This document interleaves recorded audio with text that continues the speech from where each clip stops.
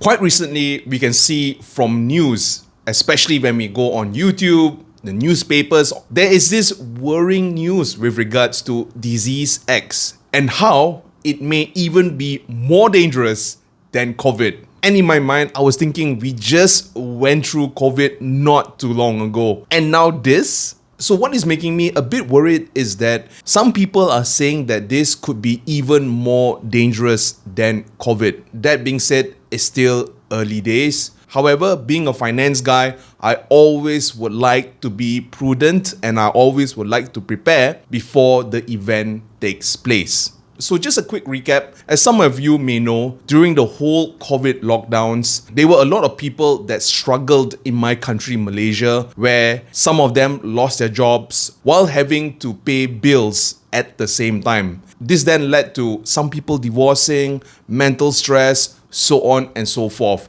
and it was a very worrying time. Me, however, I was relatively lucky in the sense that I managed to retire during that particular point in time, as I had a little bit of savings. And in this episode, I'm going to talk a little bit about how I managed to save up a little bit of money in the event there is an emergency. So these are the 3 things I did, and the third tip is the most important tip by far. The first thing and the most important thing is to start budgeting from today onwards. And why I think budgeting is so important is that it will enable us to start saving money. And with that money we save, this will help cushion any financial blows that may happen. So one of the ways which I did my budgeting is a very simple rule, whereby every day when I spend on a particular item, I make sure I write them down. So how I do my budgeting is relatively simple, where every time when I spend on a particular item, say maybe on my lunch, I'll write down the word lunch and I'll put down the total amount spent. And beside each expenditure, I will probably write a need or a want.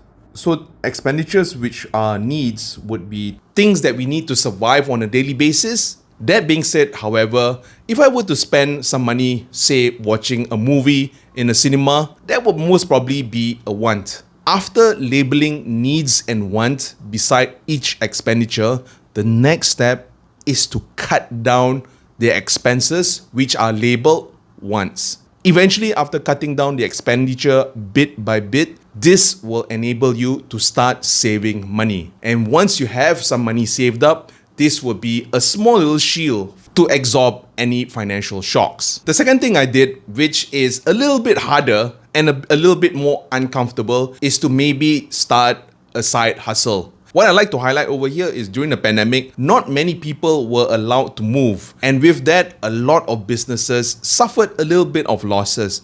And when businesses suffered a little bit of losses, this then saw many people lose their jobs. So the good news is having a side hustle right now is not so difficult with the computers, with the internet, and with Google guiding us all along the way. And how I built my side hustle was that during the day, I will work on my job. That being said, in the evenings, I will spend maybe 1 or 2 hours going on the internet, reading up, and trying to implement different things to start making another source of income. And eventually, after a couple of months, after failing, eventually I got a little bit of side income. That being said, I did not become rich with my side hustle. Rather, it just gave me some supplemental income. So like I said, after I lost my primary income, I had a little bit of secondary income coming in to help sustain my daily lifestyle. So the third thing which I did was to make sure that I always paid down my debt while I was working. I made sure that I save a little bit of money while I was still working, and I used a small portion of my savings to start paying off all of my debt. And why I think paying our debt is very important while we still have a job is basically this. For me personally, I feel a lot of stress, especially when a debt collector is calling me to ask for payments. And the last thing in the world I would want is to have the stress of finding a job, to have the stress of paying the bills. And the final thing is to have the stress of a debt collector calling me every other day.